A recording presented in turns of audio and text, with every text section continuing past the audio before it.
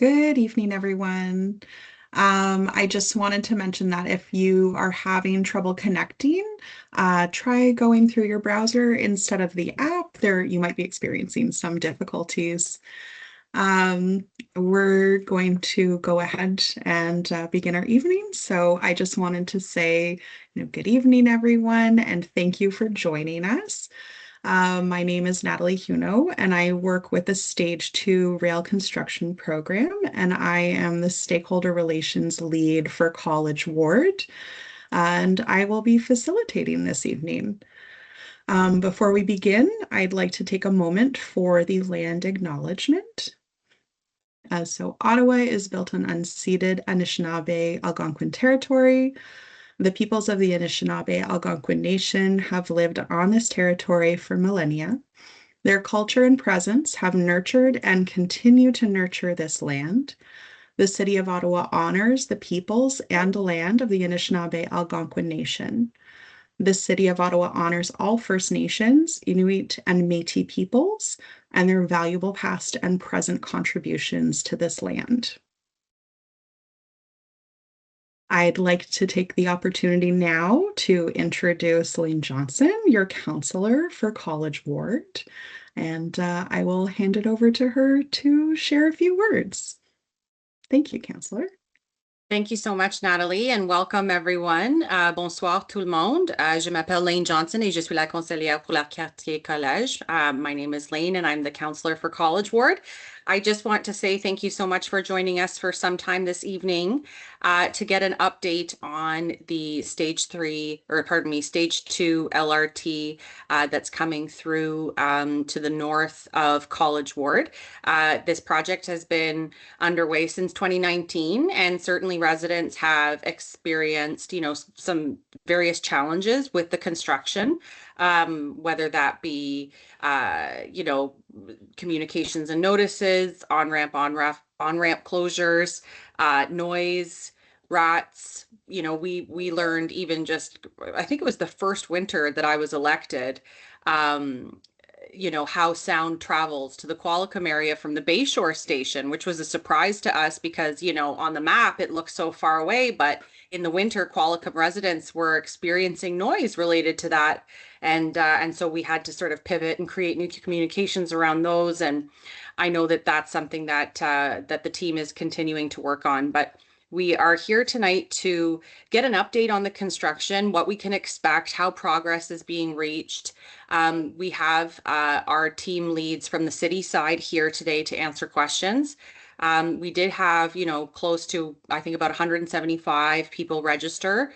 And so we are expecting, a pretty good turnout tonight. And again, you can always reach out to College Ward after the fact for further information. But, I want to use this opportunity to build, some better information through the ward to reestablish relationships, certainly with residents and our local leads, understand, the complexity of this project. There's lots of different cooks in the kitchen when it comes to this stretch of this track. And so we sort of find out as we go sometimes what timelines look like, and that can be really hard on residents. So, with respect to the baseline Greenbank intersection upgrade, I'm certainly committed to, and the teams involved in both the LRT here as well as the construction at the intersection are committed to, working as best they can to ensure that residents are always put first, that College Ward residents can have timely and responsive communications, so that we can always feel, that we have a way to move through our neighborhoods. So without much more, I'm going to turn it back to the team here. You're in great hands. And I look forward to the presentation and learning along with you. Thank you. Thank you, counselor, for setting up this opportunity to connect with the community. So we're going to just cover our agenda quickly, and then we will get on to a description of how we're going to answer your questions this evening. So we will be providing a project update and look ahead regarding the Line 1 extension. That encompasses the section of the project from Iris to Algonquin. We will then be covering the Line 3 extension, which is the section from Moody to Queensview. Then we will cover the light rail transit and bus rapid transit project coordination. We'll cover a few frequently asked questions that we do receive in the Stage 2 inbox. We'll go over how we would suggest handling some traffic concerns that you may have. And then we will go on to the question and answer period for this evening.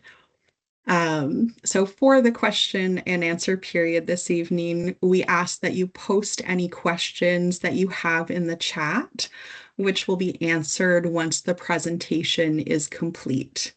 We will try to answer as many questions as possible. We will be taking note of your questions and also want to assure you that if we're not able to get to them today, that we will be taking away unanswered questions and will provide a question and answer document to Councillor Johnson. Councillor Johnson will have the question and answer document, this evening's slide deck, and a video recording of this presentation available to her office. And so I want to introduce you, and I'm pleased to introduce you to our presenter this evening, Mary Ellen Gleason, who is the program manager for rail construction management. Mary Ellen, thank you for being here this evening. Thanks for that, Nat, and thanks, Councillor Johnson and the Ward 8 office for having us. I'm happy to be here to kind of give an update on where we're at with LRT and what residents can expect over the next 2 years as we're moving towards completion. I too am a Ward 8 resident, so it's kind of special for me to be here to be able to talk to you about it. I kind of have lived through a lot of these impacts along with you, and so I know there's definitely things that we can do better, and there's things that we haven't been great at in terms of the communication that we're working towards on improving. And I hope that we can kind of look ahead at the value that the system is going to add. And I'm personally looking forward to living in close proximity to the Pinecrest station. So with the, sorry. So we have a couple of slides like this. There's a lot of words on them. I'm definitely not going to go through them. We are going to provide a copy of these slides after the fact. So this is really just give you a summary of the scope of work that we did complete last year, some of the things you can expect over the next 2 years, and really just so you don't have to remember all of the words that I say as I kind of flip through the next slides, which are, I promise, a lot more photos than words. So like Matt said, we're going to start in kind of the Ward 8 section. We're going to work Iris to the south, and then we're going to work along the highway section, which is kind of on the north side. We're going to go west to east. So this is the photo here. We're looking north towards the highway from Iris Station. Residents who live in this area or maybe drove through this area quite a lot in the earlier days of the project can remember kind of heavy traffic impacts on Iris. We had a lot of different stages at the beginning of the project to be able to facilitate the bridge constructions. And I think for the last year, really from a roadway perspective, the things look largely the same now as they did last year. That's definitely not because work hasn't taken place. It's just taken place with priority on the guideway, which is what you'll kind of hear me repeat over and over again throughout the presentation, which is maybe it doesn't look like too much has happened on the roadway for the last year, but a lot has happened with respect to advancing work that needs to get completed for us to be able to run trains and open the system. So you can see here, this is Iris Station. Iris Station's pretty far along. We're nearing completion for it. The tracks themselves were installed as we approached the end of last year, which we're pretty excited about. And what happens after we finish the track installation is the installation of the overhead catenary system. So these are the wires that run on top and along the train that bring power to the train. So that's kind of the next big phase of construction that you're going to see come through in the west. And once the power lines are up is when we're going to start being able to see train testing, which is going to be pretty exciting for when that happens. So looking ahead, what can we expect over the next couple of years at Iris? There's a small scope of work on Iris Road for gas line that we tried to get to a couple of years ago and then have been struggling to get NCC land approval, but that's kind of in place now. So we do expect that scope of work will proceed sometime this year. But Aside from that, most of the work, again, we're expecting to be off of the roadway. And really, we're going to start seeing work get finished. We're kind of 2 years out from completion of the project. And so things are now going to start transitioning from construction zones to looking a little bit more like finished product.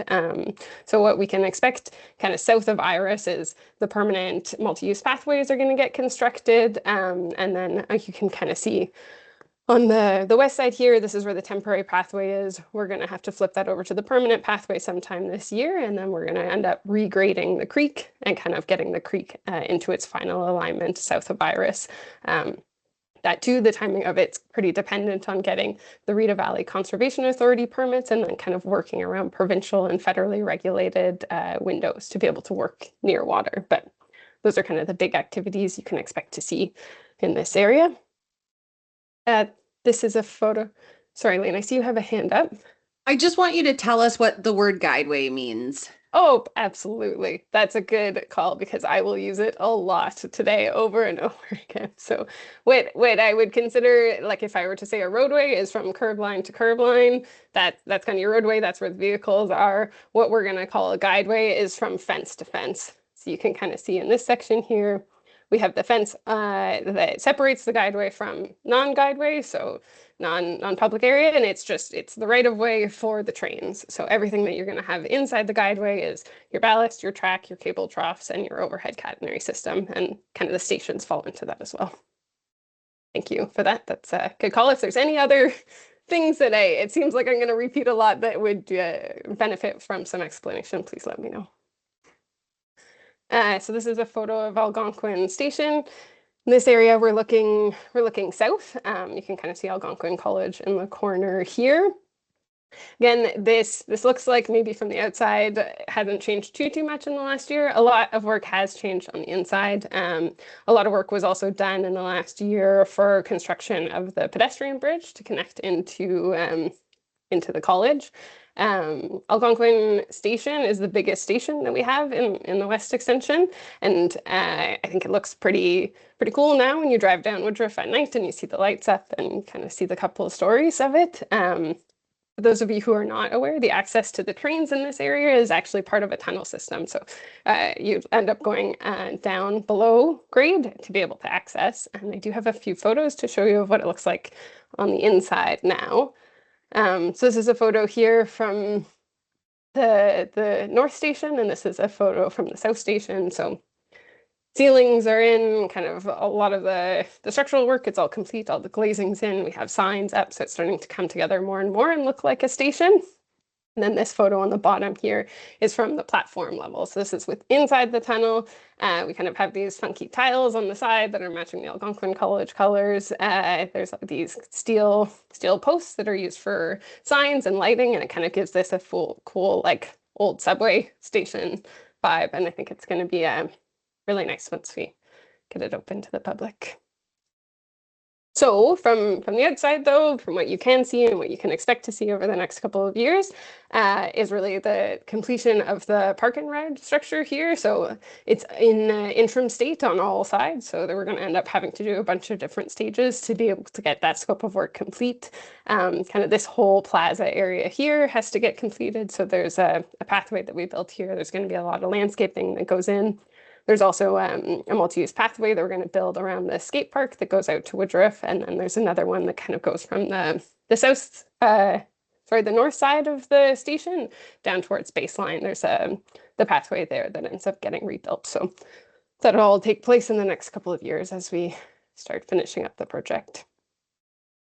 This is a photo of the Pinecrest Stormwater Management Pond. It looks significantly more green in this photo than either it does now, but also that it has for the last several years, where it looked like a gray mud pit in this old field area. So this is really the first area that we can kind of say that there's a scope of work that is largely complete in the West. So this is the first and only so far, and I think it's hopefully going to be the sign of what's to come as we start moving towards completion of the project. This is more and more what we're going to be able to see. Things look a lot less like a construction site and a lot more like a finished roadway or landscaped area, and kind of this is the first sign of that.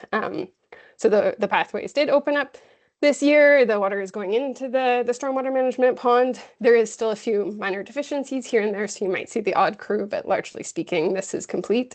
There was damage to the sidewalk on the Woodruff side of things when we had all that construction vehicles in and out, so we do plan on replacing those panels of sidewalk in the spring, so there'll be some minor impacts when we go to do that. The other scope of work that's kind of big in this area is we have either the temporary transit way or we have modifications to Woodruff Avenue to facilitate the detoured transit way. So these two scopes of work, both the one on Woodruff and the one north of Iris, won't be able to be completed until the city deems that we no longer need the transit way. So right now this is going to be after the trains are running. We're thinking sometime in 2027 is when the buses are no longer going to be required. Trains are going to be open, and that's what people are going to be able to use. And that's when we're able to come back and do the modifications on Woodruff. So the Woodruff modifications really is just reinstating back what was there. So we did that temporary extension to be able to provide that bus lane. And now we're just going to be removing, putting it back, and then thankfully fixing those catch basins and the potholes and repaving everything in that stretch. This section north of Iris here, where this temporary transit way will just be removed and then landscaped.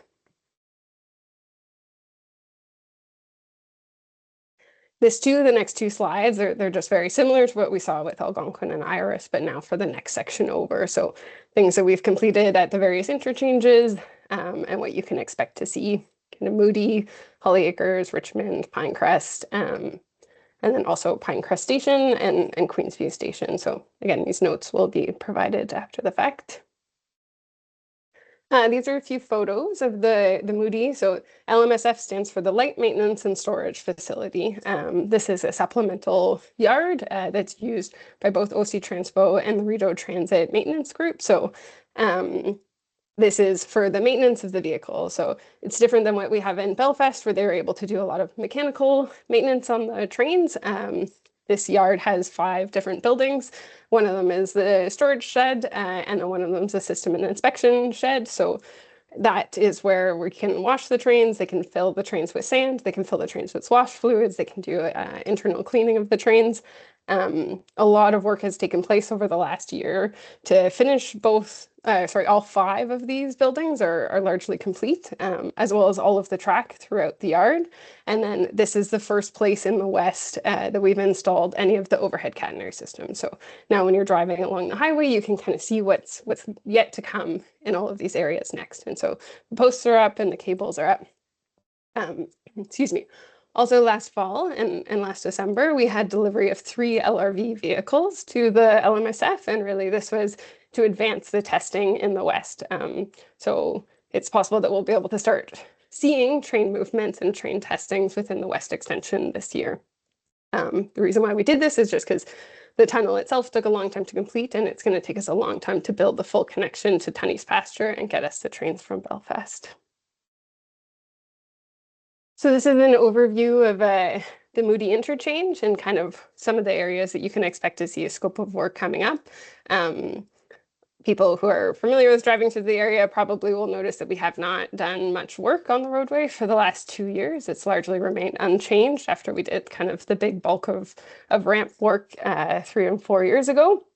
That's going to change over the next 2 years. So the first scope of work that we're hoping to get done, and we're hoping to start it in the spring, is the final construction of the sidewalk. So the sidewalk that ends here and the TCBs that run along here are hopefully going to be removed by summer once we get the sidewalk itself complete. In order to do this, we're going to have to do a temporary detour of the pedestrians over onto the far side, which we're expecting to start in spring.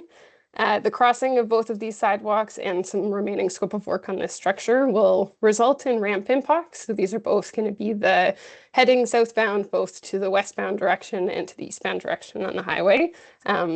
Again, dates for these are kind of still under discussion, and we'll provide more formal dates as they become clearer. Once the sidewalk's done, we have the median scope of work, and then there's some roadway works that's going to happen on Moody Drive. Not quite shown in the picture, but there's also the Moody and Corkstown interchange. That scope of work will also be completed sometime in the next 2 years, as well as completing the rest of the work on Corkstown Road closer to Moody Station. What we expect is that The priority right now is completion of the Moody bus loop. So I think a lot of the work's going to happen there. It's possible that Corkstown and Moody will happen later in the fall, but more likely next year. This is an overview of Holly Acres Interchange.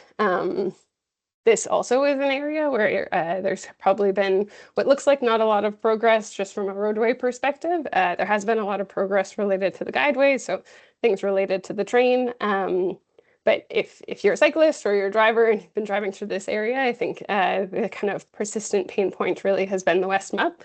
I understand as well, this is how I kind of bike to get to Britannia or to get to the Parkway, and I understand that it's been frustrating. We've been trying quite hard to get this open. One part of the challenge is really the crossing of this ramp here, the southwest ramp. So we don't have the cycling signals or the pedestrian signals in place to facilitate this crossing. In order to be able to do that, we actually have to do a closure of this ramp, and it's been challenging to coordinate that with the other impacts that we have at the Moody and Pinecrest interchanges. So it is on the docket. We do plan on doing it this year, but likely it won't be until later this summer. This is a photo of Bayshore Station. So Bayshore Station has been a pretty complicated station to construct. It's kind of one of two stations in stage 2 where we are doing a modification to an existing station as part of the construction. So a lot of it's existing infrastructure that we kind of have to work around and tie into, as well as building new infrastructure to facilitate the LRT station. You can see tracks are here, and as well, we're expecting to see kind of the overhead catenary system move in after that. Too, in the next couple of years, we're expecting to have a lot of work within the bus loop. So there's going to be a bunch of different stages if you're a user of the transit system here, and that's to just facilitate the construction of the permanent bus loop as we move towards completion. This is an overview of the Richmond interchange. So really, we haven't had any scope of work here that's had any impacts. But we do anticipate kind of starting in spring that there will be an impact to the Richmond off-ramp. This is for construction of a snow wall that has to go on this section of the off-ramp. There's also a city project that's going to happen in this intersection that we're going to coordinate around. And then we have a few modifications to the bridge as it crosses the guideway here. And then the permanent MOP construction is going to happen. So there's a bunch of different stages that are going to come with this over the next 2 years as we work to finalizing this intersection. So this is what Pinecrest looked like in fall 2024. The station itself was well progressed, the guideway was well progressed, but unlike what I've said at the other interchanges, there for sure was roadway impacts here at Pinecrest last year. So we closed the Pinecrest Southwest ramp, which is this little curl ramp here in the spring. We closed it for a couple of different reasons. There was access issues, and we had to build this highway widening section in the Gore area. When we closed it as well, the ramp entrance point was not the same. But the biggest pain point and what was most challenging for us to construct was ultimately to finish the walls on both sides of this guideway. So kind of the first round of delays to the ramp opening were really tied to that. And then kind of at the end of last year, we had a lot of challenges with approval of what stage to flip to in order to open the ramp with the Ministry of Transportation. So we learned a lot of lessons, and we kind of are looking to implement those with the staging plans that we have moving forward for the next 2 years. So we're hoping to be much better in terms of how we communicate opening dates and kind of what the notice periods for that are going to be. But we did, in this kind of area between the guideway and the highway here, be able to complete the landscaping. And so we're kind of as a kind of an example of how we're trying to paint ourselves out as we finish the scope of work. So this is an overview of what's left. So for the off-ramp, we're still in a 1-lane configuration that splits to 2 lanes at the intersection. We do have to get that into a 2-lane splitting to 4-lane at the intersection. That work's expected sometime over the next 2 years. But the biggest kind of impact that I think people feel out there right now is that we have a stage implemented that has closed the west sidewalk. So this is to be able to construct the sidewalk in this area, as well as to construct the crossing fence over the guideway in this area. I suspect, well, I know that we're going to have various stages over the next 2 years. We suspect another 5 stages. I'm kind of flipping back and forth to be able to construct all of the sidewalks and MUPs in this area and get this finished. We also anticipate starting construction of the permanent Pinecrest bus loop this year. And then we also are expecting a closure of the Pinecrest northwest ramp. So this is kind of heading from the south, getting to the westbound on-ramp. So right now this is at a 75% width and we have to get it to 100% width. And we expect that work to start in the spring. This is a picture of Queensview Station. So the station itself is well progressed. There's kind of a few minor things that need to be done on the outside of the bridge. Those were if you saw the PVMSs on the highway in the last week, that was supposed to happen last night, but with the snow impacts, it's been pushed to next week. But otherwise, it really is just going to be finishing on the outside of the station. So on the north side of the highway, there's some multi-use pathways and landscaping that have to get complete. And then on the Baxter Road side, there's a sidewalk that will be constructed. So we have heard a lot of feedback from the community about the kind of coordination and impacts of having 2 projects happen within the same area.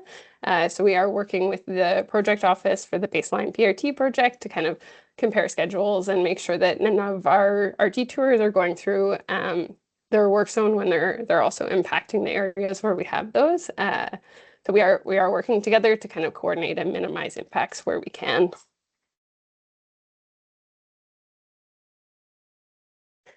These are some kind of questions that come in quite frequently, and I'm happy to kind of answer them. And if they come up again, kind of throughout the question period, I'm happy to answer them there as well. The first one is, when will the Stage 2 West Extension be complete? So based off of current schedule forecasts, the Stage 2 LRT West Extension is expected to have construction complete in late 2026, followed by trial running and revenue service. So this is something that we expect to kind of see. We saw it happen with the Trillium line. We'll have to see it happen in the east, and then we'll get a better idea on what those timelines are from substantial completion to revenue service once we kind of see how those projects have rolled out. When will Ashley Street reopen? So maybe I'll actually just flip back to here. So Ashley Street itself was closed to minimize the traffic impacts on this ramp. So this was a concern from MTO when the city closed the transitway. So all of the buses used to run on the transitway here. And once we closed it for construction of the guideway, the buses themselves were pushed onto the highway and then were forced to use this off-ramp and go through this intersection. This intersection was already at a pretty high capacity. So when they do analysis for intersections with the traffic modeling, the big concern was queuing on the ramp during peak periods. The risk with queuing on the ramp is that you have free-flowing traffic moving on the 417, and then you have somebody in the far right-hand lane that is stopped. So it causes a very significant safety concern for through traffic. If you're expecting to be driving, even if it's not 100 kilometers an hour, but 60 kilometers an hour, and then coming straight to a stop. So there was the decision to reduce the traffic on the off-ramp by closing Ashley Street. So the Ashley Street will not reopen until transitway buses are no longer required, and that will be after the trains are running. And then the decision will ultimately go to the Ministry of Transportation, because this roadway is accessed directly onto their ramp, and it'll ultimately be in their final decision of MTO.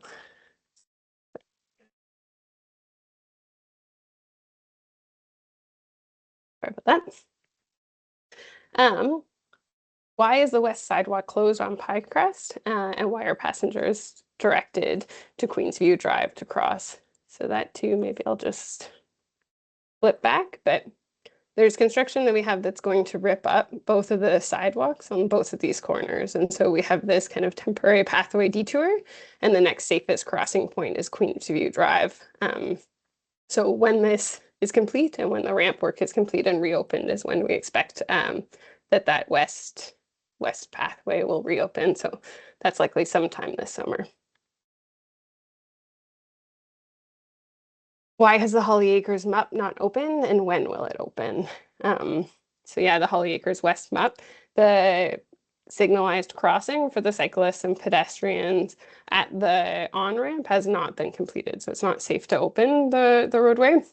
We weren't able to close the ramp this year because of the closure that we had at the Pinecrest on-ramp, and we can't kind of have these consecutive on-ramps closed. So it is on the docket, and we do intend to complete it this year, but it won't likely happen until later this summer. If there's traffic infractions are observed at any intersection or location, they may be reported to Ottawa Police Services. So there's a non-emergency number, and there's also an online reporting tool that residents can use. And then 311 can also be contacted if there's site issues. So if this is sign down, fencing down, a pothole, kind of anything construction related, and then they can kind of contact the construction team as required. For more information regarding the Stage 2 project or to sign up for Stage 2 public notices, there's the website ottawatranspo.com/O-trainx, O-trainx, sorry. There's also the stage2@ottawa.ca email address. So if there's anything that you think of after this presentation, feel free to reach out to that email address, and anybody from the project team will be able to get back to you. And I think, Nat, if that's okay, we can open it up for questions. Absolutely. So thank you for the presentation, Mary Ellen. We have a few questions that have come into the chat. So thank you, everybody that has posted them. I'll start off with our first one. Let me just up the size because apparently my eyes are not able to see my small type. So has there been any discussion around splitting the phasing for Stage 3, doing Moody to Terry Fox and Algonquin to Fallowfield to reduce the financial pressures of Stage 3? That is a great question that I think is something that we can take away and probably get a question from transportation planning on. Unfortunately, as a project office, our kind of singular blinders focus is really kind of construction of the scope of work we have in front of us, and we're not the team that's doing the look ahead, although I am excited about what that look ahead might look like. Thank you. I've marked that one down as one of our takeaways. Thank you. Our next question. So what are the principal causes of the 2-year delay in opening the line to Algonquin Station? Are there measures that might be taken to accelerate the launch of service? Yeah, it's a great question. Ultimately, you kind of have to look at the West Extension as a whole. There was a lot of impacts. Kind of when you think of, we started the project in 2019. There was kind of this global pandemic, and there was kind of impacts associated with that at the beginning and kind of onset of the project. 2020 really was like the first year of construction, and it was hard to get things rolling at that time. The longest path of the project for the longest time has been the Parkway Tunnel construction. So that is a 2.7 kilometer tunnel that we built from Lincoln Fields to Kitchissippi Station. So that came with a lot of challenges. You have kind of utility relocations, changing ground conditions, the installation of the supportive excavation system, and then actual just process of getting concrete pumped and in the ground, and the whole process to build that tunnel took a long time for us to establish. So really that's the heart of where the 2 years came from. That scope of work was completed in June 2024. So 2023 was a huge year for the tunnel construction. We poured over 60,000 cubic meters of concrete in 1 year, and kind of recovered a lot of schedule, and it's maintained, I guess, ultimately those 2 years.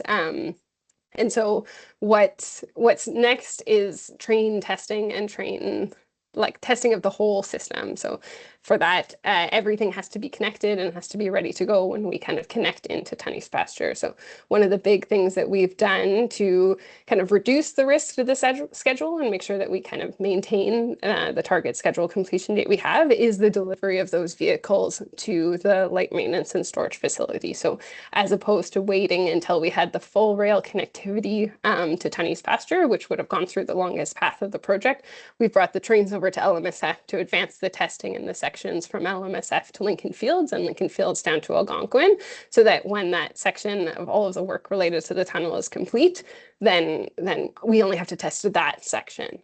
So those are some of the factors that we're doing to kind of protect the schedule that we have now.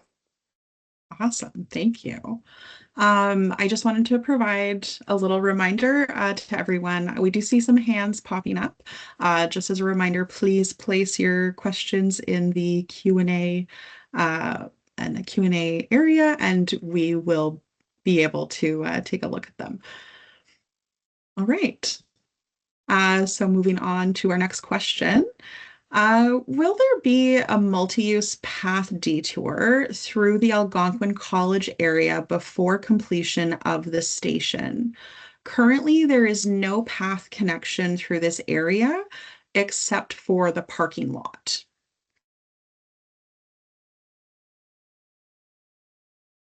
I'm going to flip. Do you mind?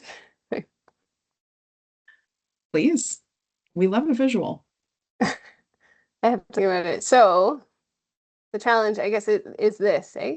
There's no, you kind of end up having to come through on this side, and then there's no through section here. So we are building, and I would have to check the drawings. This is probably a good one that we can provide a snip in the response to take away. But we are supposed to start construction of the MUP that it goes around the skate park and kind of comes down here and cuts across to Woodruff. So that's probably going to be your best bet. We will have one that goes from the station and kind of loops through here, but that probably won't be done first. I think the first one's going to come through here. So it's not going to be a detour, but it is going to be a new MUP construction that we do anticipate building this construction season. Great, thank you. Our next one is, it seems like S2W is proceeding at a pretty good pace. Is there any possibility it will be active earlier than 2027? I wish. No, unfortunately, it's kind of, we can't have a piece, we have to take the whole. So the way that the construction and the alignment works really is we have to do end-to-end testing. So this is every single camera, every single passenger information display, everything from Moody to Westboro Station and down to Algonquin College. It all has to be tested as one and then has to work as one in order for us to be able to migrate things into the TOCC office, which is the Train Operation Control Center that currently runs stage 1. So we kind of have to finish construction and test everything to 100% before we're able to kind of move it forward. And then kind of as we saw, really the section of the alignment from Lincoln Fields to Moody and from Lincoln Fields to Algonquin has advanced quite a bit more, and that's really because the critical path was really the tunnel construction between Lincoln Fields and Kitchissippi. But without having that connectivity piece, we're not able to run trains through to Tunney's, and so it kind of has to come as a bundle. Thank you. Our next one, could you share approximate travel times between some of the main stations, example, Algonquin, Lincoln Fields, Moody, and Tunney's?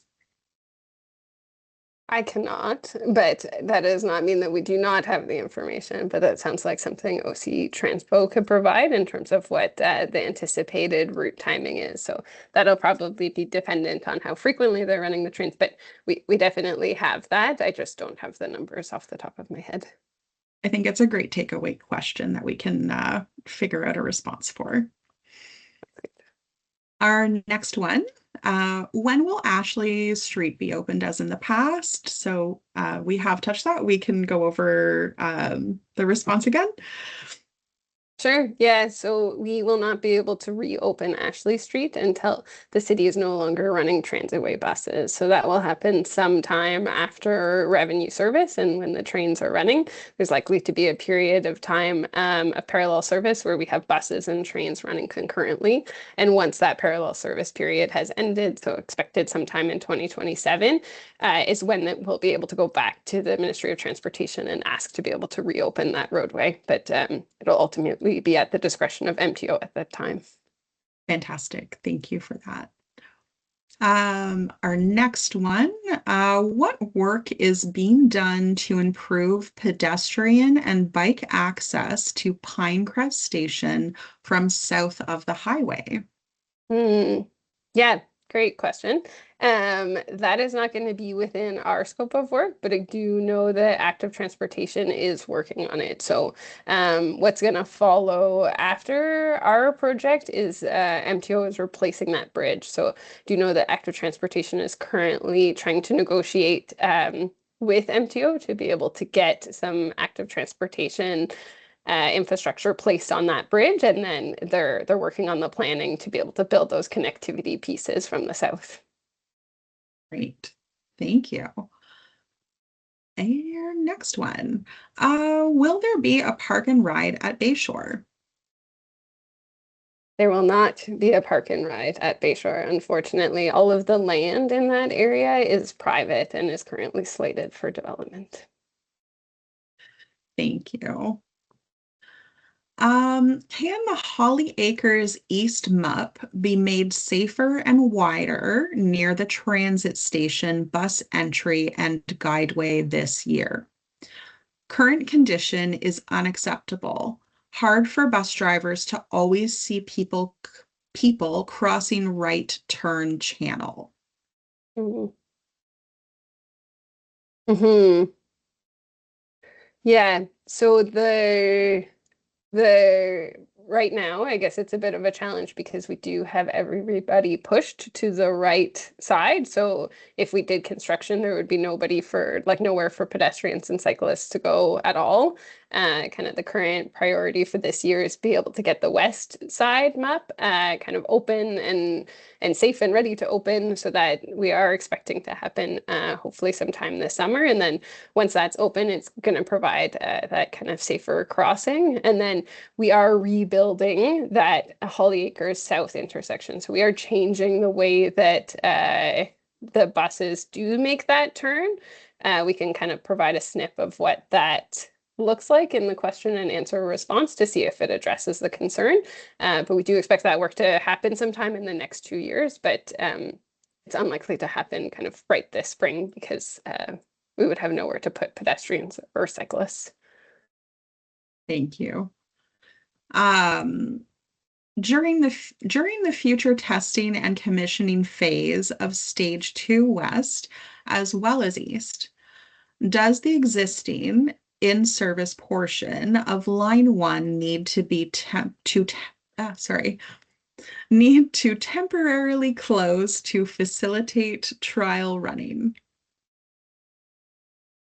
It's a great question. We definitely have had some closures of Stage 1 to facilitate the testing and commissioning. So some of times that's related to software upgrades. And sometimes it has kind of been closed, I think, as a result of kind of the full line testing. But this does seem like something we can take away and kind of clarify. Ultimately, for us as a project office, what happens, unlike what happened on Stage 1 and unlike what happened on Trillium, we have a separate constructor than we do the maintainer. So us as a project office, we get something to substantial completion, and then we hand the line over to OC Transpo and RTM to do the trial running period and kind of decide on revenue service. So we can definitely get an answer from them. Thank you. Any updates on the Algonquin Station secondary plan? Is the existing baseline station being completely removed? So I was at the Ward 8 town hall last fall, where they did talk about the Algonquin College Algonquin area secondary plan. I think that's something we can take away and get an update for planning. And then I'm just going to flip back to, yeah, I think they're talking about the existing baseline section. We'll have to check the drawings. We do flip the bus stops so that they end up being closer to the station. So that if you are going from the bus to the train, it's going to be less of a distance than we have set up now. That's unlikely to happen until after we're in kind of revenue service. Great. Will there be a park and ride near the south entrance to the walking bridge leading to the Queens Line station? Yeah, Queensview Station. There will not. So you can kind of see there's a building here, and it's all private property in this area. But we are going to build a sidewalk to kind of access from around Baxter Avenue to be able to get to that pedestrian bridge. But otherwise, there's no other work that's going to be happening from our project on the south side here. All right, thank you.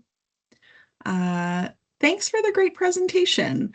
Will there be another that presents an update on the stretch of West Extension from Tunney's to Lincoln Fields?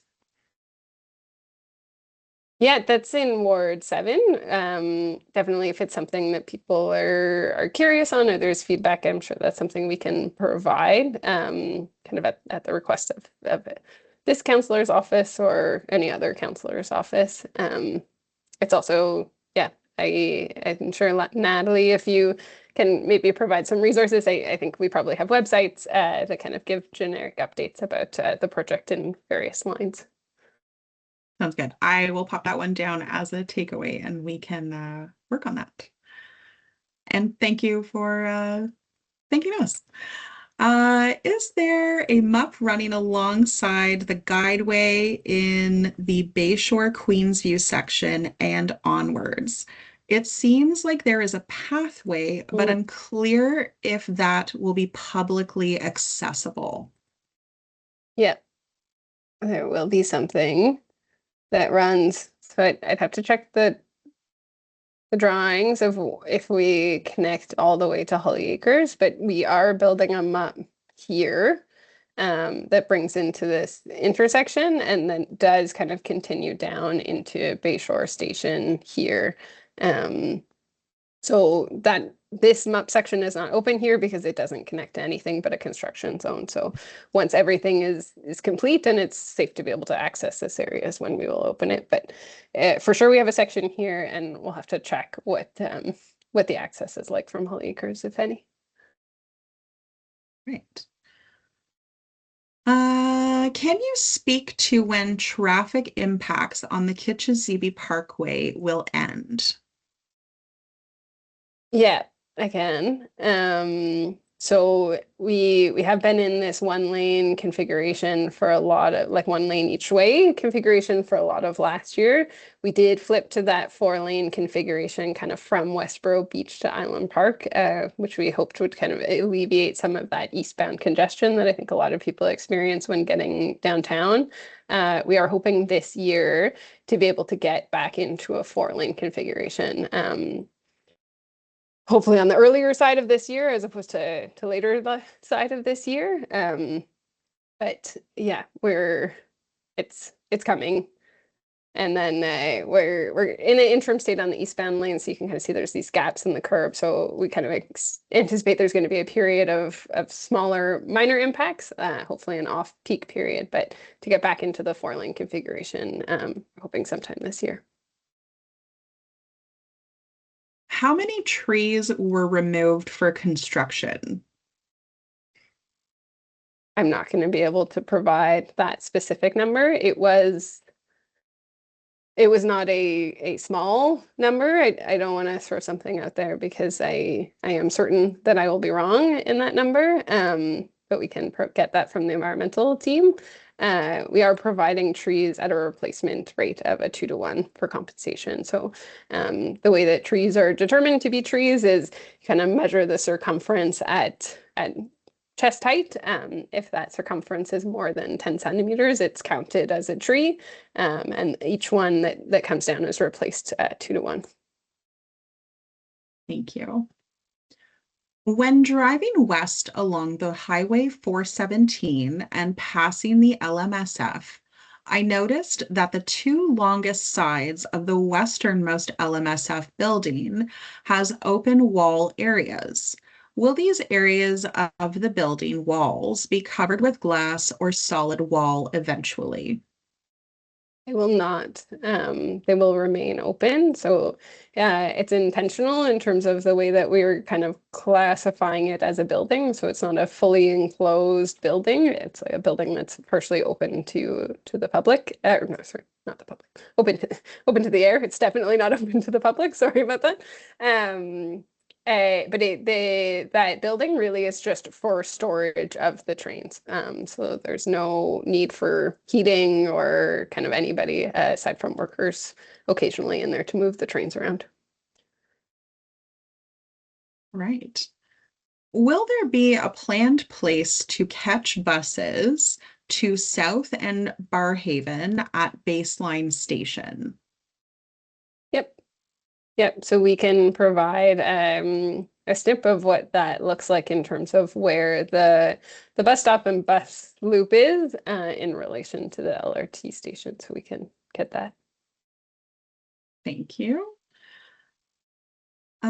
Just looking to confirm that there are no planned new park and ride locations at all in the west, meaning the only park and ride options from Canada Stittsville will be at Eagleson and Terry Fox. That is accurate.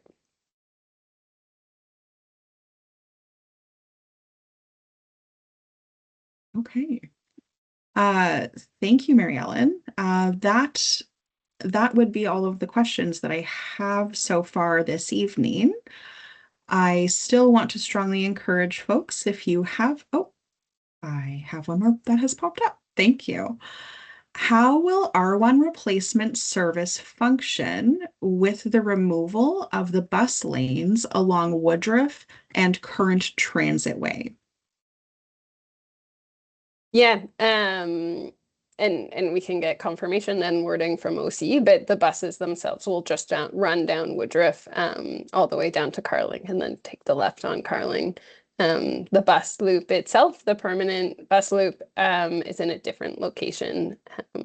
So it'll be right off of Carling, kind of closer to where the old bus loop was, and then buses will just come back on and can get on the parkway from there, or wherever OC decides. All right, thank you. I don't see any more questions coming in. Councillor Johnson, I just wanted to give you the opportunity if you had any questions or anything that you wanted to ask. Yeah,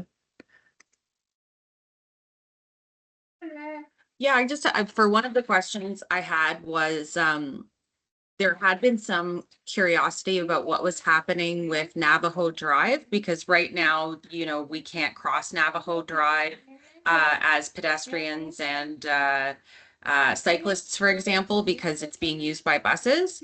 Is there going to be any thought to creating a crossing there for other road users?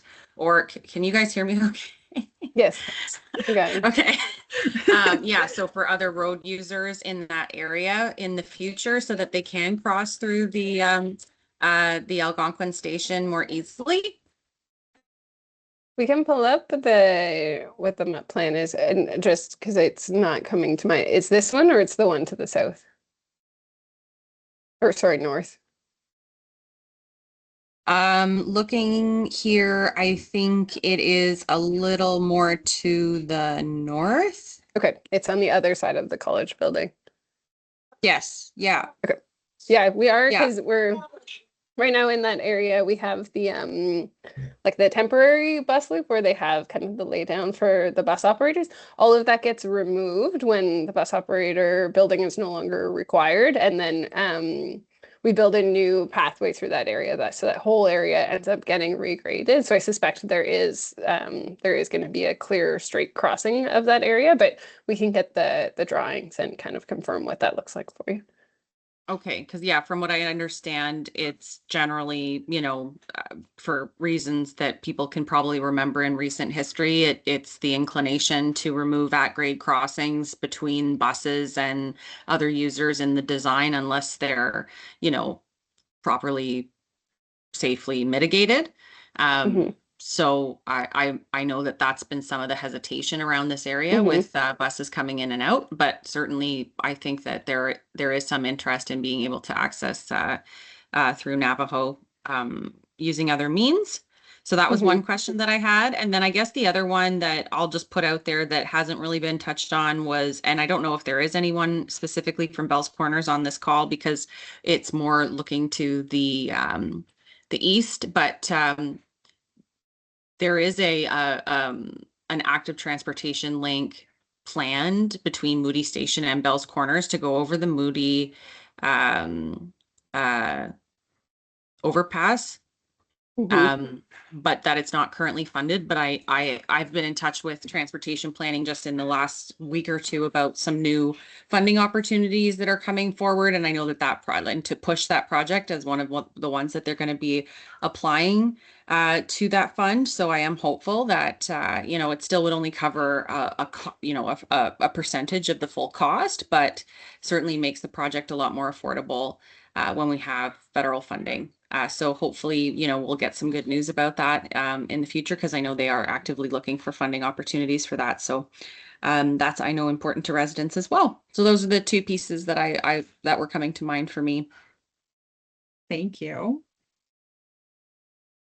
I do have one more question that came through.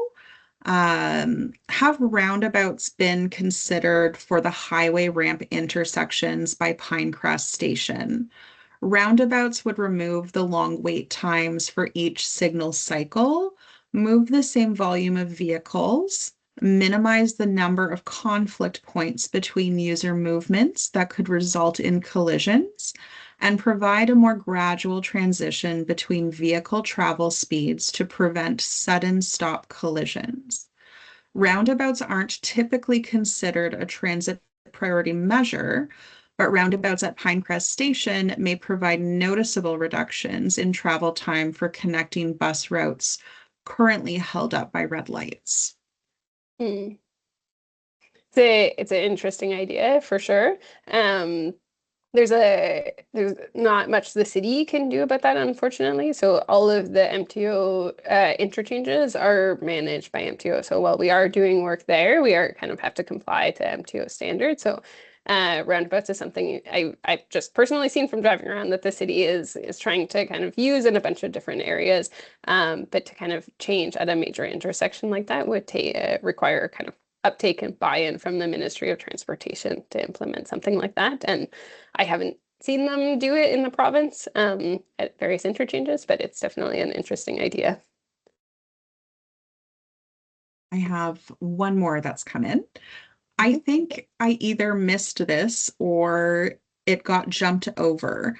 Has there been consideration into designating bus lanes on the Kitchissippi until the Stage 2 extension opens to alleviate bus delays on the parkways? Yeah, to be honest, it is something that we are looking at now for a couple of different reasons. Although unfortunately, a lot of the congestion that I think we are seeing along the parkway right now is because we're in this one lane in each configuration or one lane in each direction configuration. So we don't have the space to be able to designate a bus only lane because we only have one lane. We do anticipate getting into that 4-lane configuration. There's kind of some caveats there in some temporary configurations and scopes of work that we have to finalize, but we do anticipate getting into a 4-lane configuration this year. I think if if kind of it does persist as a kind of significant congestion issue for buses, that's something we might be able to approach NCC at that time. But I think I'd like to see the way that the traffic is working in the 4-lane configuration before making any significant changes. All right. Well, thank you so much for your insight, Mary Ellen. And I wanted to thank everybody who has asked questions this evening. Really happy with all the volume of questions, and we will be taking away your questions and our answers, and we will be putting together that question and answer response sheet that we had mentioned earlier on in the presentation. We'll be sending that along to Councillor Johnson. So I wanted to just another reminder, Mary Ellen had covered it before. So for more information regarding the Stage 2 project or to sign up for Stage 2 public notices, please visit octranspo.com/otrainx. And if you would like to contact us, you can please do so through stage2@ottawa.ca with any questions or feedback.